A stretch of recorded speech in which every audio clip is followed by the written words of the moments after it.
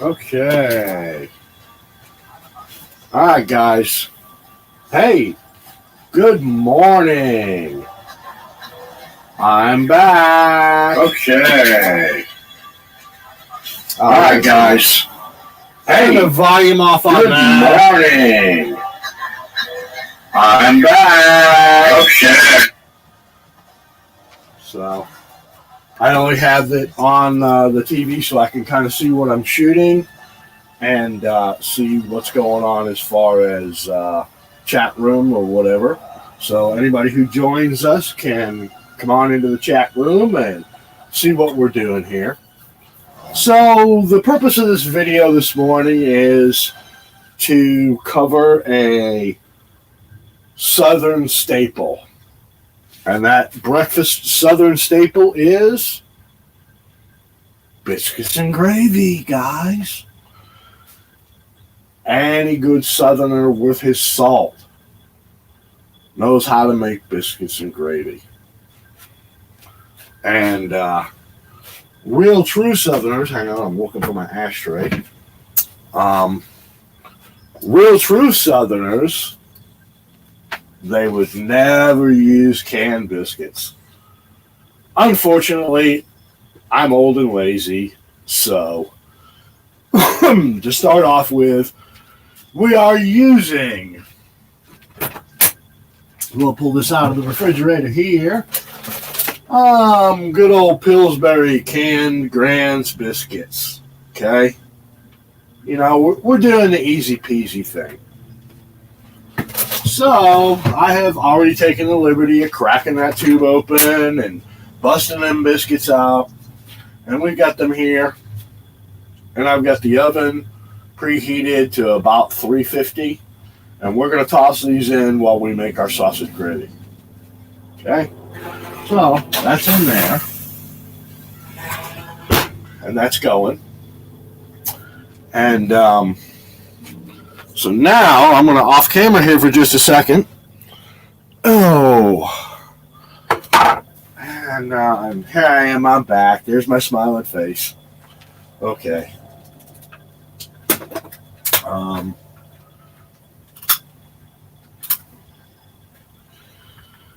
This is a must-have tool when you're living in an RV. Got to be able to light the stove. Got to be able to light the burners on the stove without catching yourself on fire. And this is just the perfect tool to do this. Now, you don't keep your pilot light lit all the time because that's a waste of gas. So, alrighty. Well, now we're going to turn our attention to the top of the stove for just a little bit here. Okay, so I'm going to turn the camera, and then I'm going to look and see what we're doing here. So, as you're going to see here in just a minute, I've got the good old cast iron skillet on the stove. Let's move that back and try to see if we can get a good video of that. I have, in this cast iron skillet, I have browned off some good old-fashioned Jimmy Dean sausage. There we go. That's a good picture of it. Okay, so here we have, I browned off about a half of a tube of, let me show you what we're using here. I like the Jimmy Dean sausage. You know, this regular Jimmy Dean pork sausage. You can get it at any grocer in the freezer section or in the sausage section. And this is perfect. And for this batch that I'm making today, because I'm just going to make it for myself, so I'm going to use about a half a tube of sausage. And I've cut that up and scrambled that in the pan. And that's what we have right here. So now that that is done, I'm going to take that sausage back out of the pan and let's see here. Let me find my utensils. Okay, here we go. So yeah, I'm going to take this metal spatula and no, I'm not. Okay, guys, this is cast iron. This is metal. Metal will scrape this cast iron and take off all that good seasoning that you've worked so hard to put on there.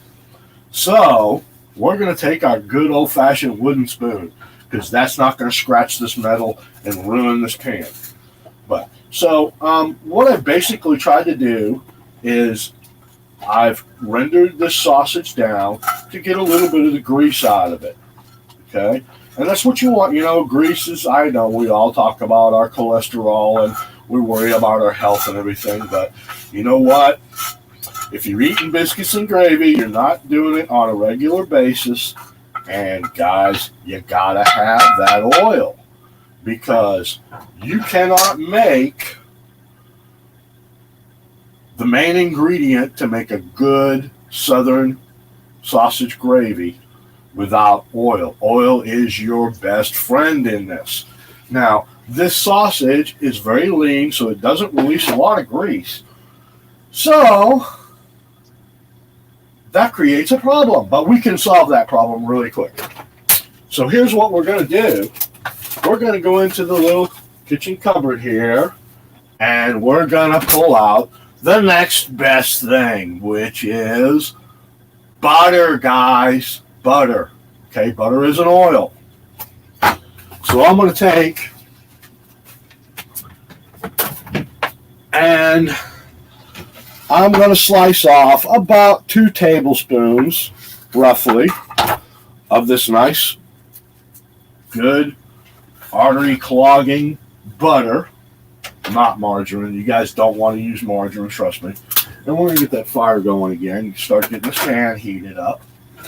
And we're going to drop this 2 tablespoons of butter in and let it melt down. Okay?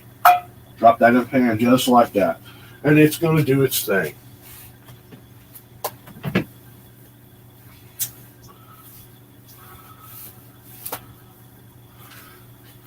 Okay, Mr. Butter's going to get real happy here. He's going to get all nice and melty and create us that oil that we need. And, you know, a good Southern homemade sausage gravy is not something to be scared of, guys. It's not a hard thing to do. Alrighty, and we're gonna move this around and get this all nice and melted down, just like this. You know, and I'm just kind of trying to speed things up a little bit because don't want the video to last forever, right? Or maybe we do.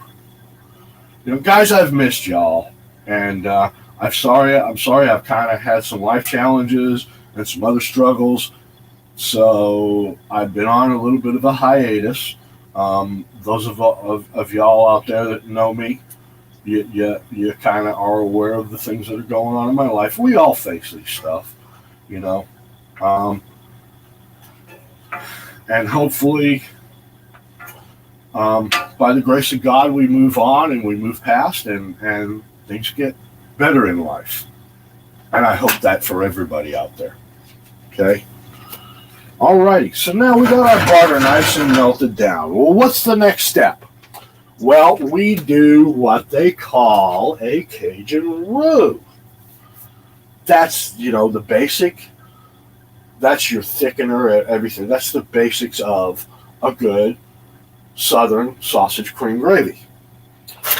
And so you always start with, it's a light roux though, guys. It's not a dark roux. Dark roux is going to produce a darker gravy, which you don't really want in biscuits and gravy. You want that nice white clean gravy. So, okay. I like to use a little bit of a sifter because it makes the the process of creating this roux a lot easier. And I take about 2 tablespoons, just a regular, like a regular household spoon, not an actual measured tablespoon. And I want to make sure I have my whisk out. Okay, because we're going to need that whisk here in just a minute. So we get the whisk out, and I put it in this little sifter here, this little catcher for like doing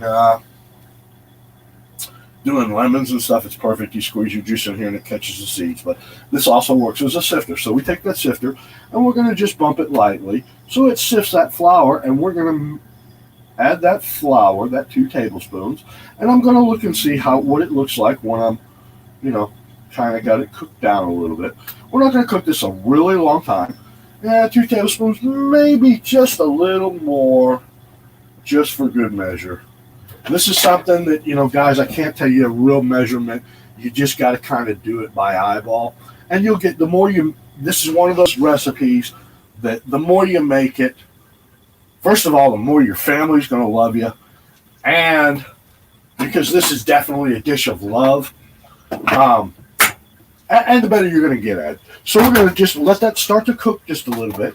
And we're going to take our little spatula. No, we're not. We're going to take our good wooden spoon. We're going to stir this in a little bit and get this flour to kind of absorb this oil and cook in. Okay, and it's going to get a little lumpy, and it's going to change color. It's going to start to brown just a little bit. Now, you don't want to, if you were making, say, a Cajun dish where you needed a roux like gumbo or etouffee or something like that, you would let this flour cook considerably longer.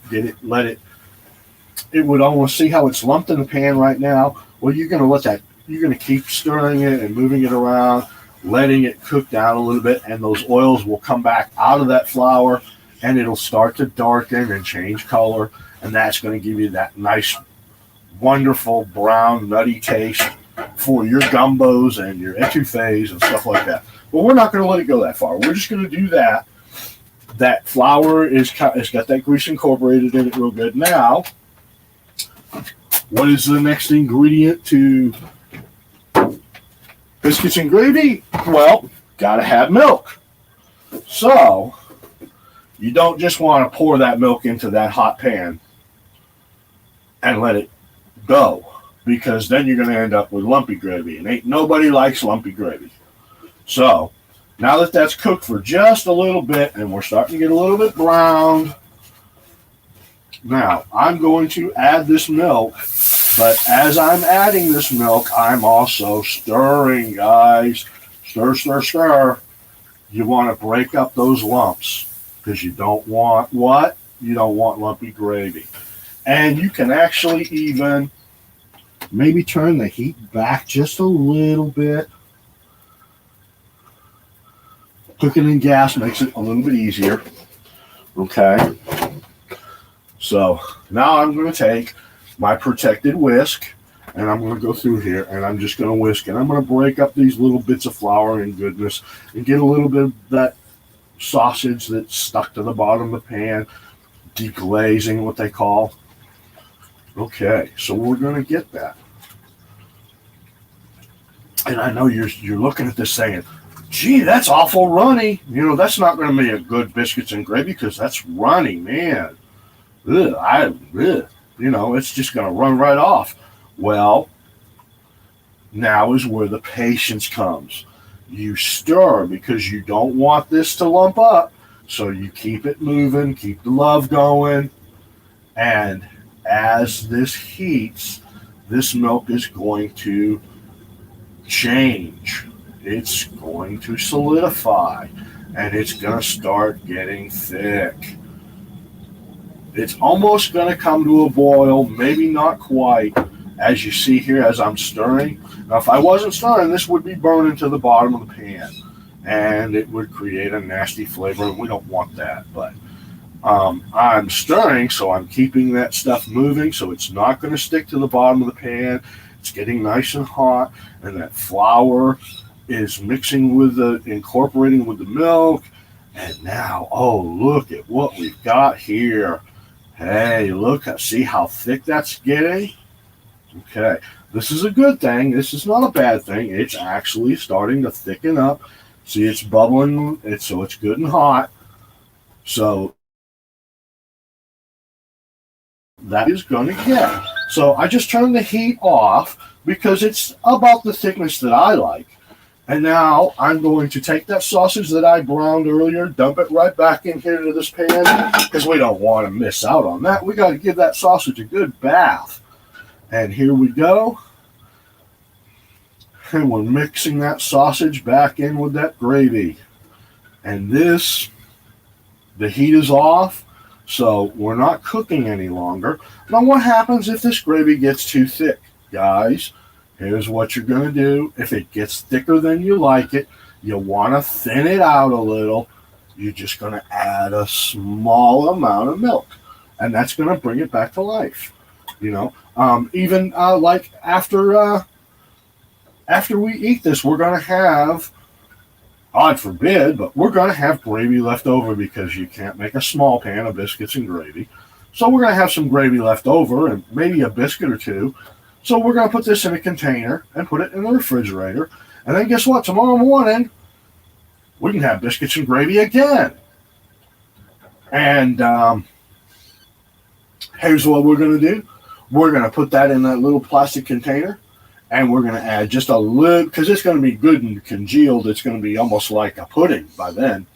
So what we'll do is we'll add a little bit of milk to it, and we'll bring it back to life. We'll stir it a little bit and stick it in the microwave for a minute or two, and then you've got good gravy again. You know, it's a meal that keeps on giving. Okay, so there's that. That's all nice and done. We're going to set this off to the side and let it cool a little bit. I'm going to pop my head down here in the oven and see how my biscuits, oh, they're done.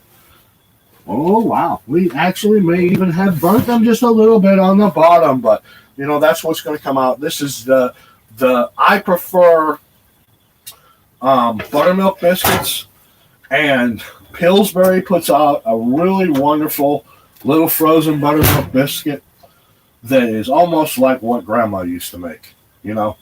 And those you can do on the same thing. You just grease your little cookie sheet, put your heat to about 350, and pop them in the oven, and in a little bit they're done, you know. And I greased my cookie sheet. Oh yeah, they came out really good. That didn't brown the bottoms too much. That's going to be a little crunchy, but that's going to be good. Yeah, those are going to be wonderful. Okay, ouch, they're hot. Shit. So, wow, nobody out there joined us in the chat room or anything. I guess my links aren't going out anymore. You know, I've been gone for so long, and unfortunately, they've changed so much on the internet and everything else here lately. Why can't they just leave shit alone? You know, why can't they leave shit alone? Because old fuckers like us, we don't work well with change. But you know, we'll learn to adapt. But anyhow, I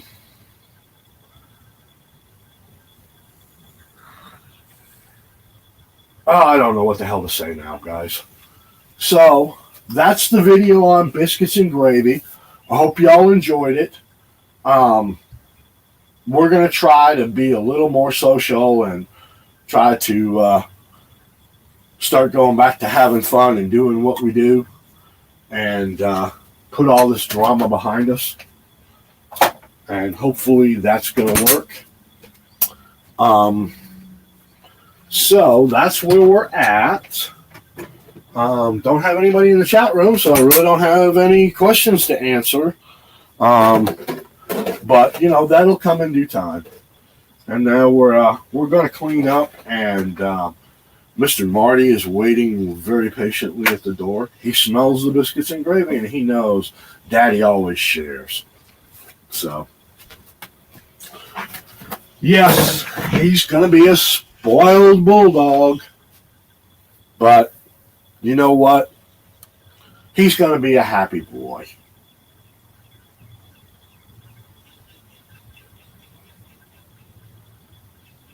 And that's just how it is. And if somebody don't like it, too bad, because he's my dog. So I will treat him and raise him as I see fit. Anyhow,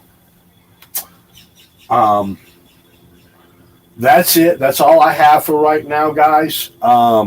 This is a live stream, so I will go ahead and leave it up. And I hope y'all enjoy it. I hope it's very informative. Don't be scared to make biscuits and gravy. It's an easy thing. It's a very easy thing. Now, one of the things that I normally do that I forgot to do while I was doing this video is salt and pepper. But that's okay. You can add that at the very end. I generally don't salt my food when I'm cooking because I have people in my life that have salt issues. So I let them do that for themselves.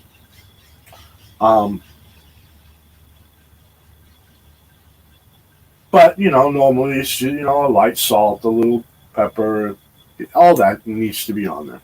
So, but like I said, here again, you're going to do that taste. Okay, I'm going to grab my coffee cup. Got my big cup of shut the fuck up, and I'm going to have a little sip of the coffee, and I'm going to shut this off.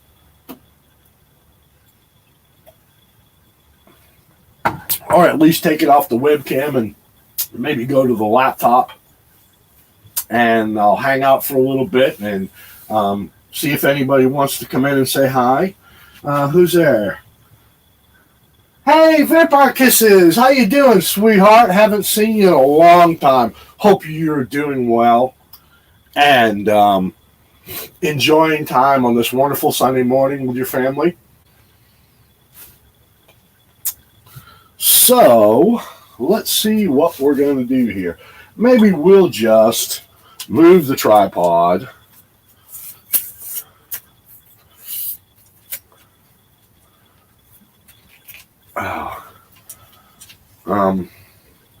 Like I said, I'm going to leave this video up. I'm adjusting the tripod now, guys, and that's why the show is showing my dirty, nasty kitchen. Or my dirty, nasty trailer, because the maid didn't come this month or week or year for that matter. Gee, I think I'm going to fire her and find me a new maid, man. And, yeah, no. Bruce doesn't look good in a French maid's uniform, so there goes your fantasies, trucker, if you're out there. All right, we're going to set the camera up over here, and I'm going to sit back with coffee, and unfortunately, I'm still a smoker. Oh, as much as everybody kind of tells me about how bad that is for me, I know, and I know it is, and I know I should quit, but it's hard to get an old dog to teach to learn a new trick. And I am definitely an old dog.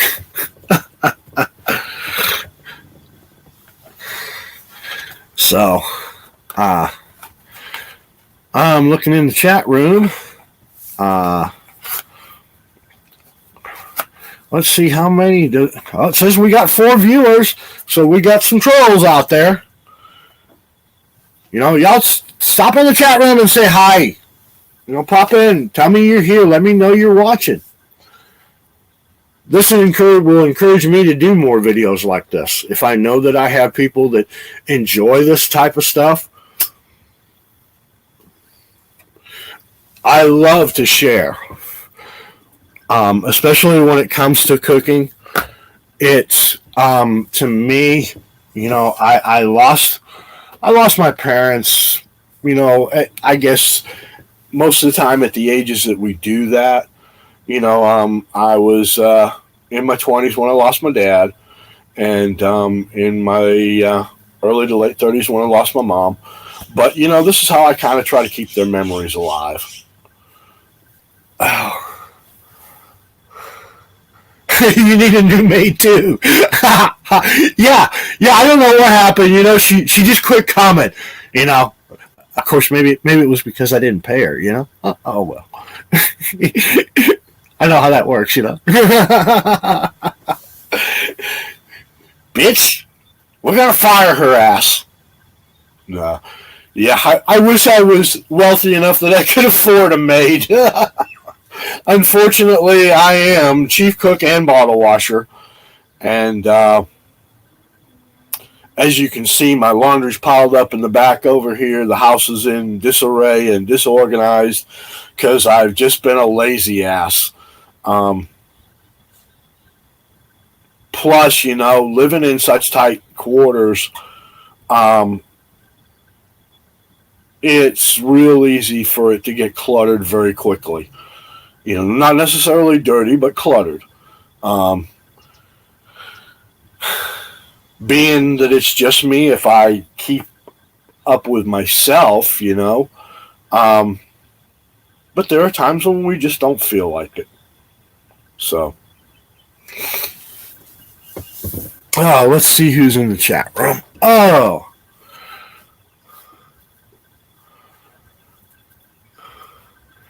yeah, to me, it's sharing some knowledge out there because let's face it, our kids these days aren't really equipped. I was talking with a dear friend last night, and we were talking about that. In my generation, when I was growing up, first of all, mom cooked in the kitchen.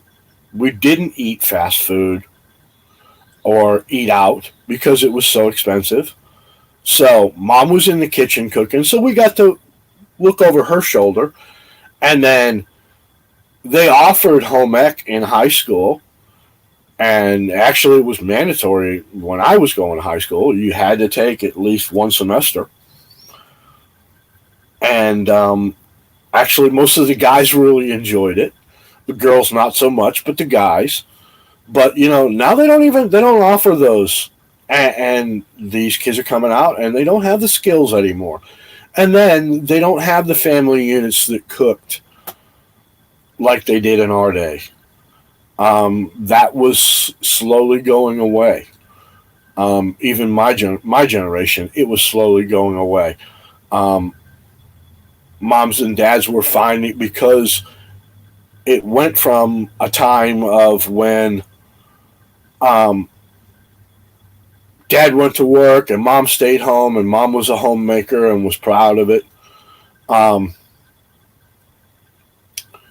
to now it required both of them to just make ends meet. So mom was working a job also, and nobody was home to cook the meals. And through technology and convenience, we gained the microwave and the TV dinner, and all those things, all those inventions all came about in our generations. My moms and dads didn't have a microwave when they were growing up. Hell, some of them didn't even have a refrigerator. They had an ice box. Growing up in the 30s and 40s, pre-depression or during the depression and stuff, times were hard. So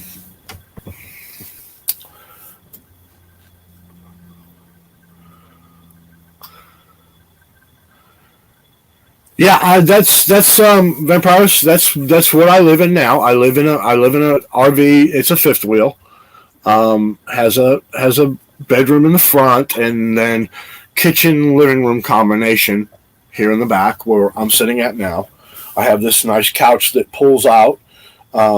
This is where I made Bruce sleep with his dog blanket when he stayed with me. And it's, for me, to be able to live in California, which I'm really questioning whether that's such a privilege anymore. Um, but to live in California, in Northern California, well, I live anywhere in California. Um, this is about the only way a retired person can survive. It's just so freaking expensive here.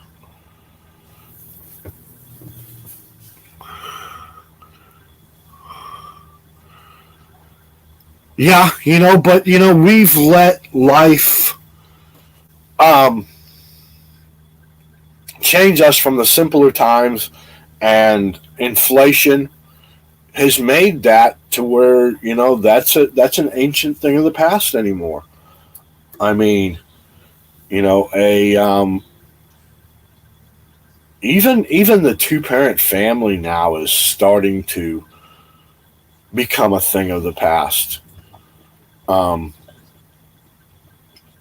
Less and less um, 20-year-olds and are marrying anymore nowadays. They're just having their kids and going on about life, and I'm not saying it's a bad thing, but I'm not saying it's a good thing either. You know, um, we really truly have become a disposable society. Everything is easier to throw away, from our trash to our cars to our significant others. Sad. It's sad. You rarely see cases where couples are celebrating their 50th wedding anniversary, where in my generation that was a thing of the norm. Now it's a rarity.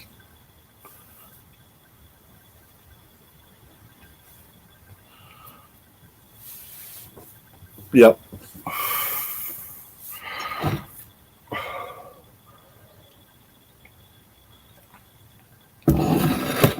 It's always a case of, hey, let's move on to the better thing. There's the what's the story? The grass is always greener on the other side of the fence. Wow. Okay. Anyhow, let's see if there's anybody out there. I'm going to see if I can post a link here. Guys, I haven't done this in a long time, so bear with me because I'm a little bit rusty at it. Let's post it. Put that's the clipboard. Copied, and then let's go down here and let's see.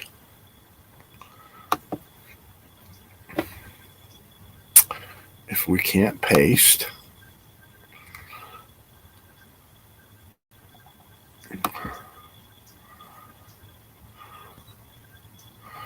Okay, there's the link, guys. Anybody who wants to come in and visit with me, you are more than welcome.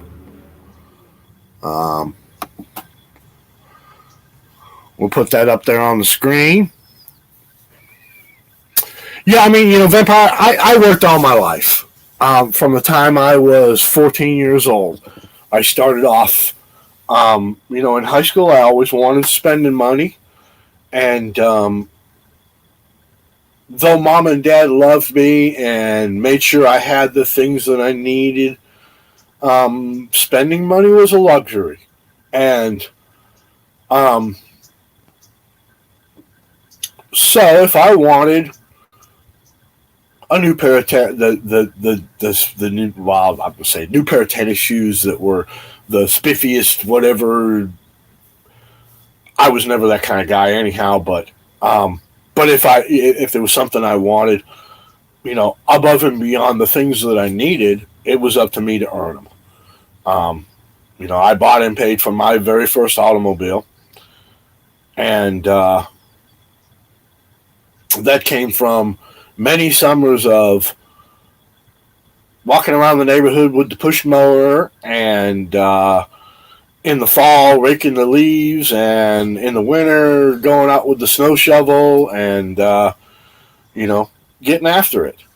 And then, the as I got older, 15, 16, 17, then there was always the horseradish farms and that type of stuff growing up in the Midwest. Um, so, I started my working career when I was 14 or 15, and I worked all my life. Um, I went from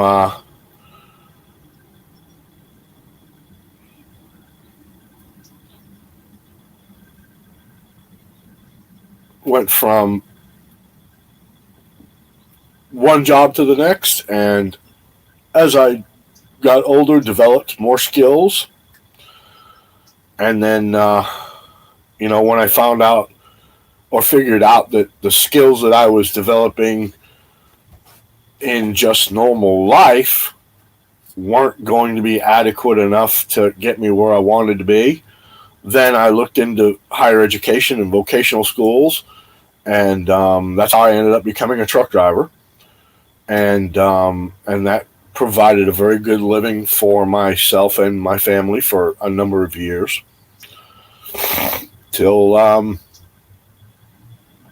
I started having some health issues, and then was no longer able to do that. But I've always been of the entrepreneur spirit, um,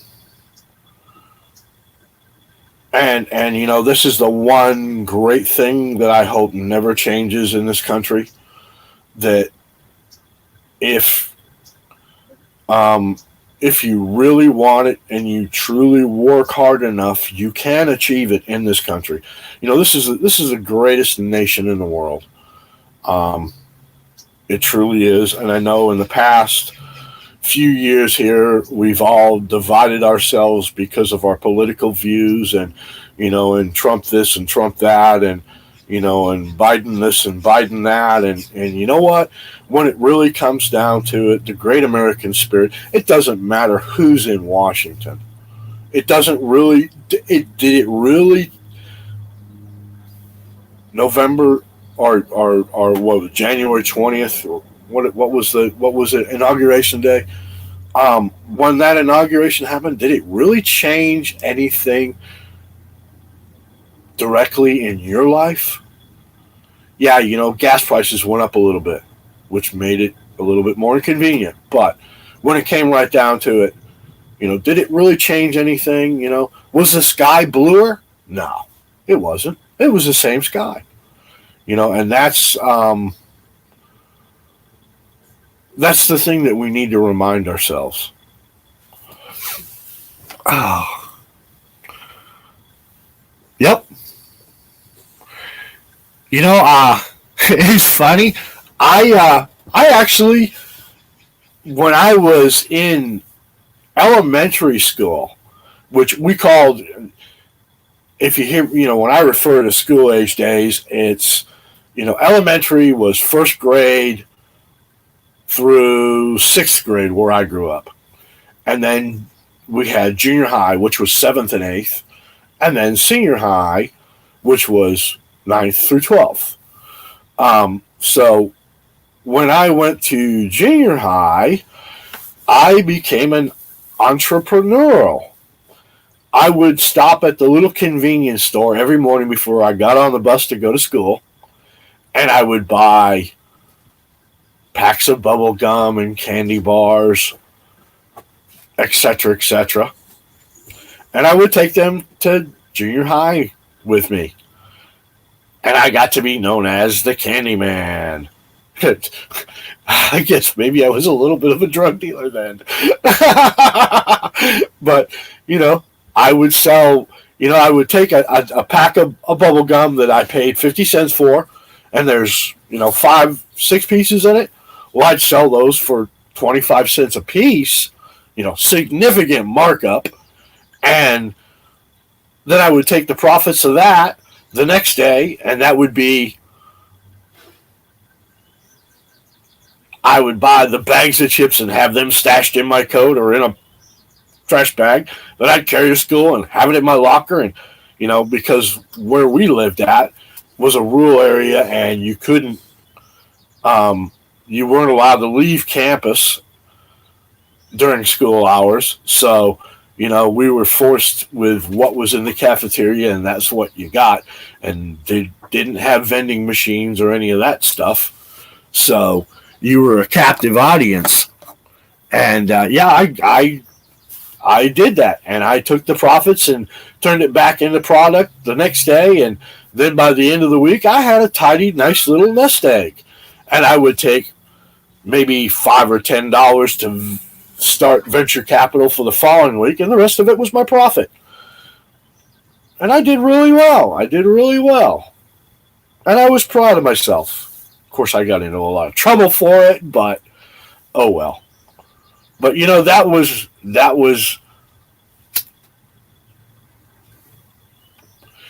my focus when I was young.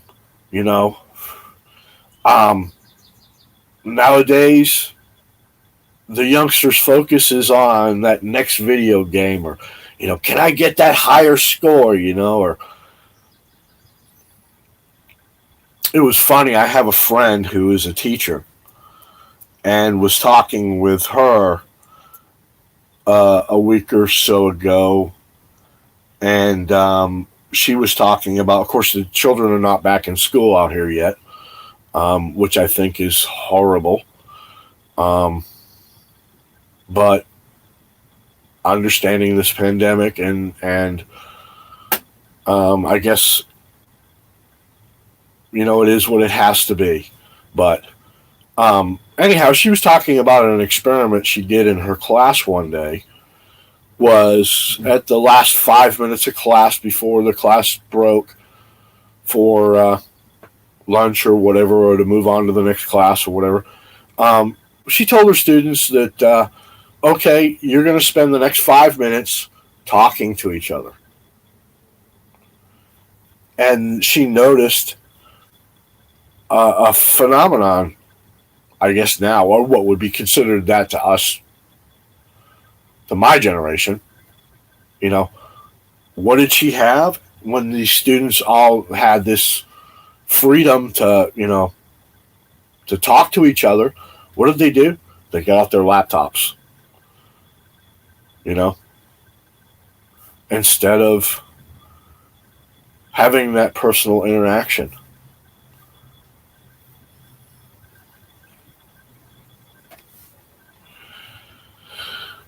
Oh.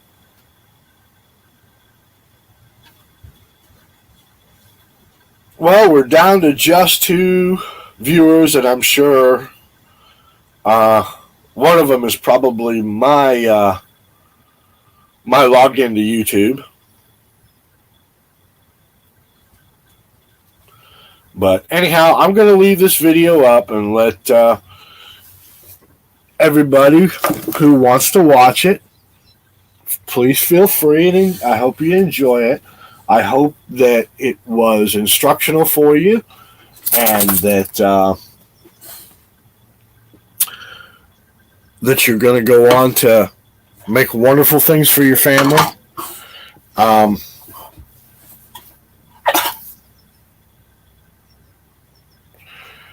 Yeah, vampires. Yeah, you're right. Kids are not social anymore, and that's partly our fault.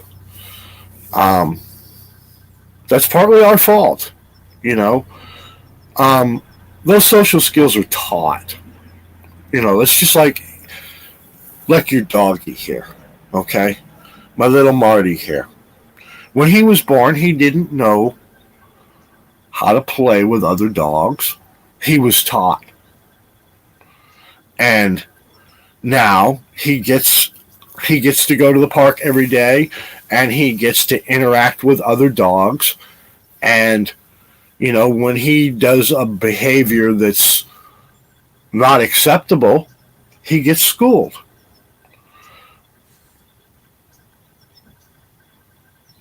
And that's, one of the things that we've lost in society, I think. But enough of my preaching. I'm not doing that. I didn't come on here to preach and to make social comments or any of that crap. I think we get enough of that. I just hope everybody out there is enjoying life for what it is and doing your thing, and hopefully one of my videos will, be, at least if nothing else, entertaining.